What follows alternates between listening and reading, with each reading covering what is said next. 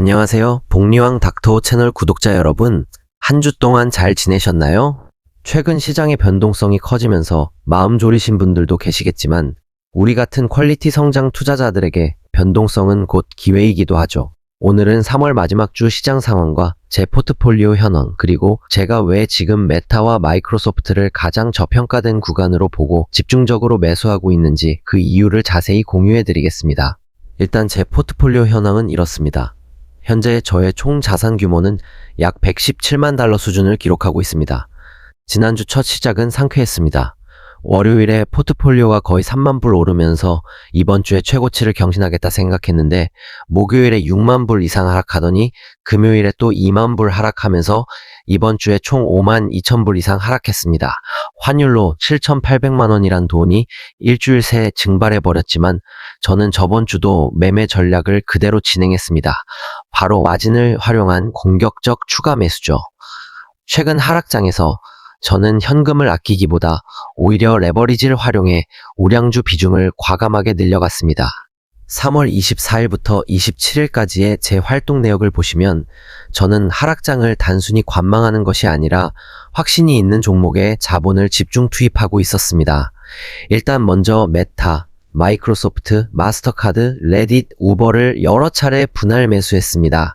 특히 메타와 마이크로소프트의 하락폭이 컸던 만큼 비중 확대를 통해 평단가를 관리하며 반등을 준비하고 있습니다. 최근 모든 거래가 마진으로 표시되어 있다는 것을 보실 수 있습니다. 마진이 거의 15만 불에 달하고 있지만 저는 마진을 25만 불까지는 생각 중이었어서 아직까지는 레버리지를 활용해 이번 하락장에서 승부수를 던지려 노력 중입니다. 일단 저번 주를 보시면 전쟁과 소프트웨어 섹터의 성장통이 제 포트폴리오를 하락하게 했습니다. 저번 주는 전반적으로 기술주, 특히 소프트웨어 섹터에 가해진 압박이 거셌던 한 주였습니다. 금리 전망에 대한 불확실성과 단기적인 실적 우려가 겹치면서 변동성이 확대되었는데요. 제 포트폴리오도 최근 한 달간 약 5.67%가량 조정을 받으며 시장의 하락 압력을 피해가지는 못했습니다. 하지만 이런 조정장이야말로 우량한 기업을 싸게 담을 수 있는 절호의 찬스라는 점을 잊지 말아야 합니다. 자, 지금부터 제가 왜 메타와 마이크로소프트가 지금 저평가인지에 대해서 얘기해 보도록 하겠습니다. 많은 분이 이미 많이 오른 빅테크가 왜 저평가냐고 물으실 수 있습니다. 하지만 저는 성장성 대비 밸류에이션 관점에서 이 두 기업이 현재 매우 매력적인 구간에 진입했다고 확신합니다. 먼저 메타를 얘기하자면 시장은 메타의 자본 지출이 350억 달러에서 400억 달러까지 치솟는 것을 보고 돈 낭비라고 걱정합니다.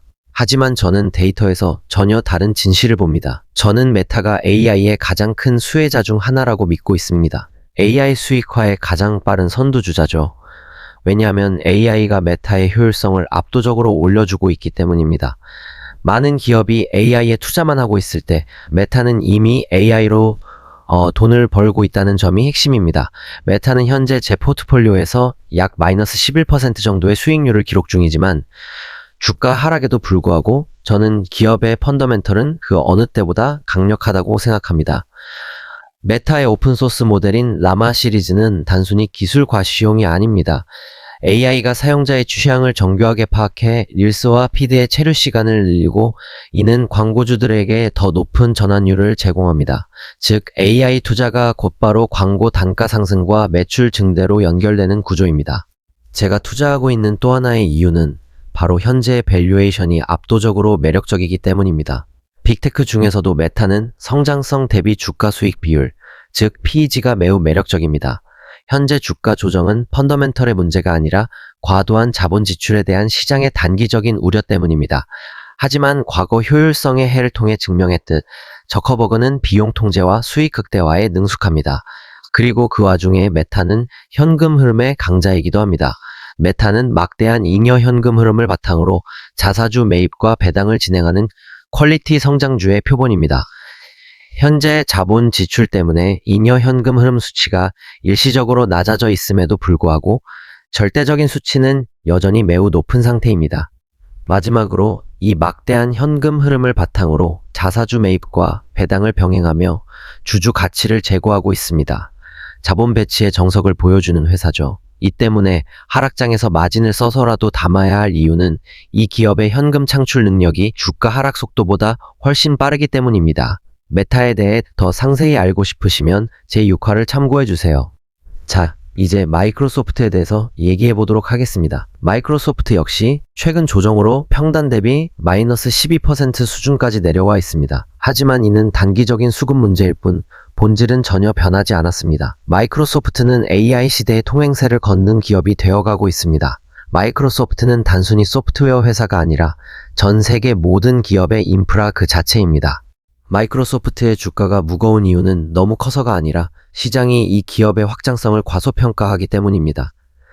제가 보기엔 아주르와 코파일럿의 시너지는 이미 숫자로 드러나고 있고 그 확장성은 엄청납니다. 기업들이 클라우드 환경에서 AI 코파일럿을 도입하는 속도는 우리가 상상하는 것보다 훨씬 빠릅니다. 비즈니스 투 비즈니스 또는 B2B 시장에서의 강력한 락인 효과는 경기 변동에도 흔들리지 않는 수익을 보장합니다. 기업용 AI 비서인 코파일럿은 이제 단순한 옵션이 아닌 필수 생산성 도구로 자리 잡고 있습니다. 엑셀, 워드, 파워포인트에 녹아든 AI는 사용자당 추가 과금을 가능하게 하며 이는 경기 변동에 영향을 거의 받지 않는 강력한 구독 경제 모델을 완성합니다. 추가 비용 거의 없이 이익으로 직결되는 고마진 비즈니스인 거죠. 소프트웨어 기업의 최대 장점은 한번 만들면 추가 비용이 거의 없다는 것입니다. 코파일럿 가입자가 100만 명에서 1000만 명이 되어도 추가되는 클라우드 비용보다 들어오는 구독료가 압도적으로 큽니다. 현재 40%가 넘는 영업이익률이 AI 대중화와 함께 50%를 향해 갈 것으로 보는 이유입니다. 덕분에 마이크로소프트의 영업이익 성장 속도는 매출 성장 속도보다 훨씬 빠를 것이라고 예상됩니다. 자, 마이크로소프트의 매출을 한번 보세요. 구독 경제 덕분에 변동성 없이 매년 성장하고 있는 게 보이죠? 이렇게 지속적으로 좋은 성장을 해나가는 기업은 많지 않습니다. 시장이 불안할수록 결국 현금 창출 능력이 확실한 기업으로 돈은 몰리게 되어 있습니다. 제가 보기엔 그 정점에 있는 기업입니다. 이제 아주르로 넘어갈게요.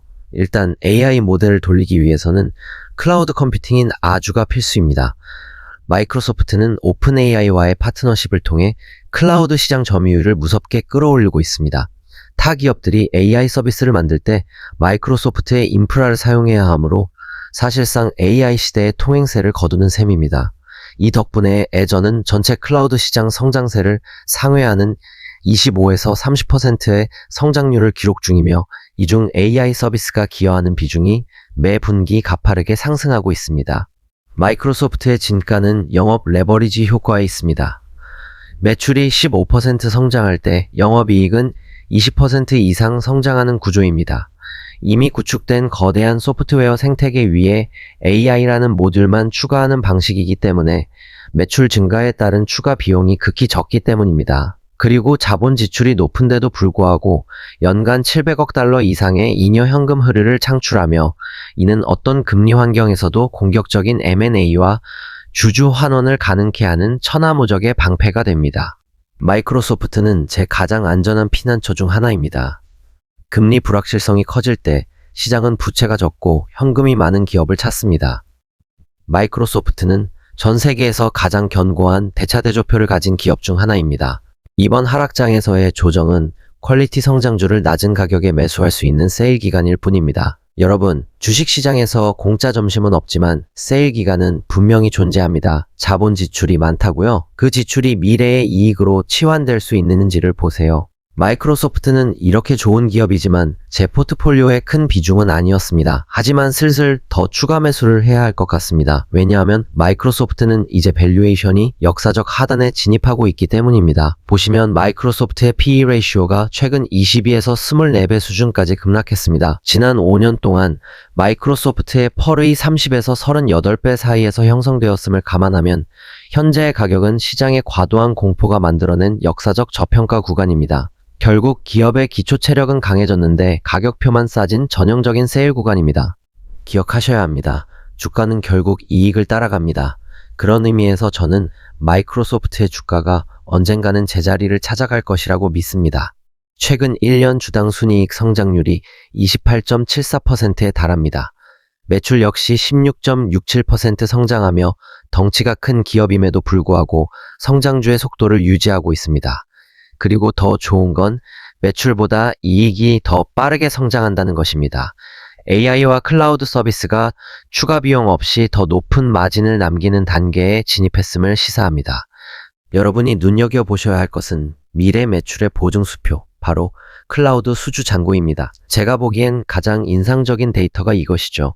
자녀 이행 의무가 급격히 늘어나며 6천억 달러를 넘어섰습니다. 이는 향후 몇 년간 들어올 매출이 이미 예약되어 있다는 뜻입니다. 기업들이 클라우드 기반 AI 인프라를 구축하기 위해 마이크로소프트와 장기 계약을 맺고 있으며 이는 경기 변동에도 흔들리지 않는 강력한 현금 흐름의 원천이 됩니다. 마지막으로는 제가 마이크로소프트를 좋아하는 이유가 여기서 나옵니다. 이 두 그래프를 보시면 이 회사가 얼마나 영리하게 자본을 배치하는지 알 수 있습니다. 매년 꾸준히 자사주를 매입하여 발행 주식수를 줄이고 있습니다. 이는 기존 주주들의 지분 가치를 자동으로 높여주는 효과를 주죠. 그리고 배당 성장 또한 엄청나게 합니다. 10년 평균 9.86%의 배당 성장률은 장기 투자자에게 강력한 복리 엔진이 됩니다. 마이크로소프트가 왜 시장의 피난처인지 보여줍니다.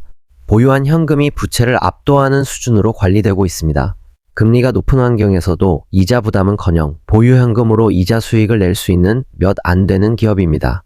지금처럼 계좌가 파란불일 때 가장 중요한 것은 확신입니다.